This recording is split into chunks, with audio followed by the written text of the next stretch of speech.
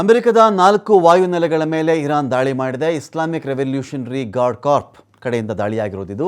ಅಮೆರಿಕದ ಹಲವಾರು ವಾಯುನೆಲೆಗಳ ಮೇಲೆ ದಾಳಿ ಮಾಡಿದೆ. ಅಲ್ಲಿ ಕ್ಷಿಪಣಿ ಡ್ರೋನ್ ದಾಳಿ ಮಾಡಿದ್ದೇವೆ ಅಂತ ಹೇಳಿ IRGC ಹೇಳ್ಕೊಂಡಿದೆ. ಇಲ್ಲಿ ಮಿಲಿಟರಿ ಸ್ಥಾಪನೆಗಳು ಎಲ್ಲೆಲ್ಲ ಮಿಲಿಟರಿ ನೆಲೆಗಳು ಇವೆಯೋ ಅದನ್ನು ಗುರಿ ಮಾಡಿಕೊಂಡೇ ಈ ದಾಳಿ ಮಾಡಿದ್ದೀವಿ ಅಂತ ಕೂಡ IRGC ಹೇಳ್ತಾ ಇದೆ. ಅಲ್ಲಿ IRGC ಒಂಥರ ಮೊಸಾಯಿಕ್ ದಾಳಿಗಳಿಗೆ ಅವರು ಫೇಮಸ್ ಆಗಿದ್ದಾರೆ. ಯಾರಾದರೂ ಬೇಕಾಗಿಲ್ಲ, ಒಂದು ಅನೇಕ ಘಟಕಗಳಿದೆ, 30-31 ಘಟಕಗಳನ್ನು ಸಪ್ರೇಟಾಗಿ ಮಾಡ್ಕೊಂಡಿದ್ದಾರೆ ಅವರು. ಪ್ರತಿ ಘಟಕಕ್ಕೂ ಅವರೇ ಸಾಹೇಬರು, ಅವರೇ ರಾಜರು, ಅವರೇ ಮಂತ್ರಿ, ಅವರೇ ಸೈನಿಕರು, ಆ ಥರ ಇರತಕ್ಕಂಥ ಘಟಕಗಳವು.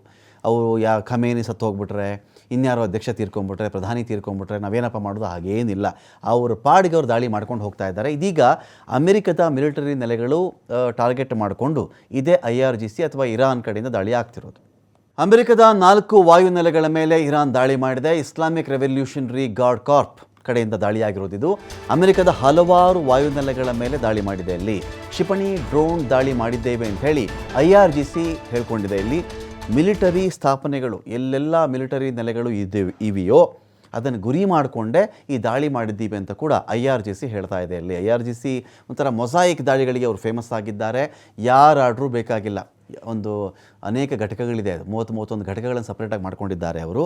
ಪ್ರತಿ ಘಟಕಕ್ಕೂ ಅವರೇ ಸಾಹೇಬರು, ಅವರೇ ರಾಜರು, ಅವರೇ ಮಂತ್ರಿ, ಅವರೇ ಸೈನಿಕರು, ಆ ಥರ ಇರತಕ್ಕಂಥ ಘಟಕಗಳವು.